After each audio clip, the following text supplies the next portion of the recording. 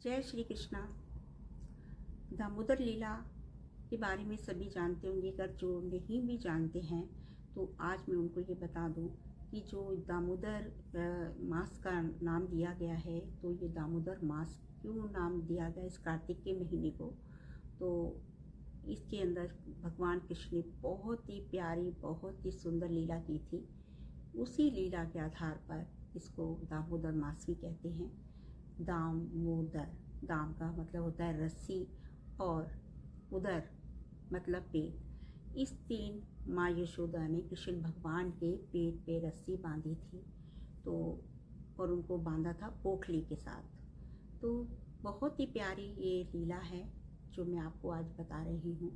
इस लीला को कोई कितनी भी बार अगर सुन लेता है, कितनी भी बार, तो उसको हमेशा ऐसा लगता है जैसे मैंने पहली बार सुनी है। उतना ही आनंद आता है इस लीला को सुनकर जितना पहली बार सुनकर आता है। ये लीला दिवाली वाले दिन की है। दिवाली वाले दिन ही ये लीला हुई थी।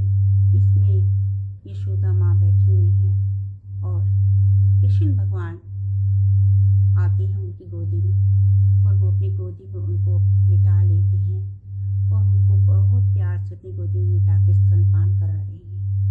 स्तनपान कराते कराते वो उनके मुख को देखे रही और उनको मुख को देखते देखते इतना डूब गई कि उन्हें ये भी नहीं पता चला कि मैंने चूल्हे पर दूध उबालने के लिए रखा है। और बड़े प्यार से कृष्ण भगवान को, अपने लल्ला को अपना हाथ फेर रही, प्यार से सहला रही हैं। और हर पुत्र, हर बच्चा जब माँ की गोद में होता है तो बहुत ही खुश और प्रसन्न होता है, और माँ का स्तनपान करते समय वो सब कुछ सुध भूलकर बहुत आनंद का अनुभव करता है। गोद में लेटे हुए हैं कृष्ण भगवान और यशोदा माँ उनको बड़े प्यार से निहार रही हैं। और इतने में ही उन्हें अचानक ध्यान आता है कि मैं तो दूध चूल्हे पे रखकर छोड़ आई हूँ, उबल जाएगा।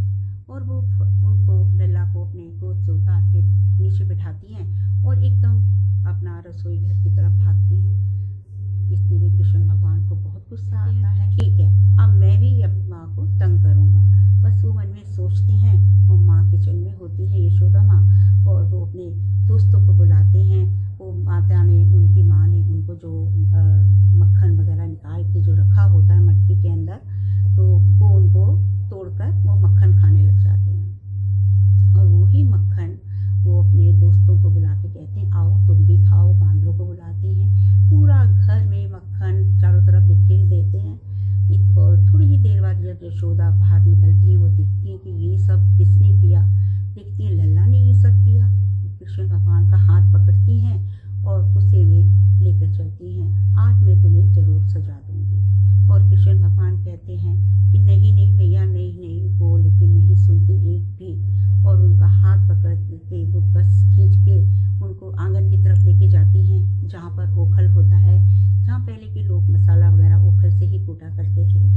तो उस ओखल पे ले जाके उनको खड़ा करती हैं और रस्सी मंगवाती हैं कि मैं आज इसको बांधूंगी। ये बहुत शरारत करता है, ये बहुत तंग करता है।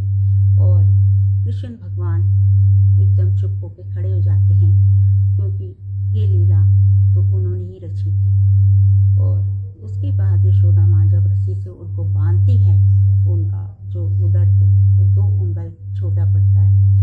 और फिर वो और रस्सियाँ मंगवाती है, सबसे कहती हैं जितनी भी उनके घर में रस्सी थी, पूरे ब्रिज की रस्सी आ जाती है, लेकिन वो बांध नहीं पाती। हर बारी 2 उंगल छोटी पड़ जाती है।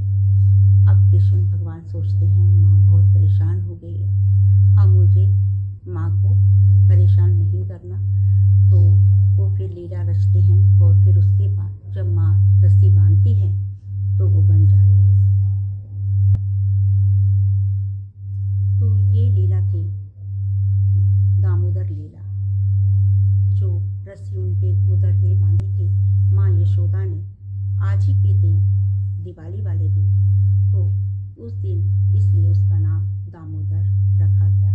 और इस दिन के जो उन्होंने लीला की थी, इसलिए सब इसे दामोदर लीला कहते हैं। तो कार्तिक के पूरे महीने में हमें दामोदर, जो उनका वो चित्र बना होता है कि ओखल से बांधा हुआ है,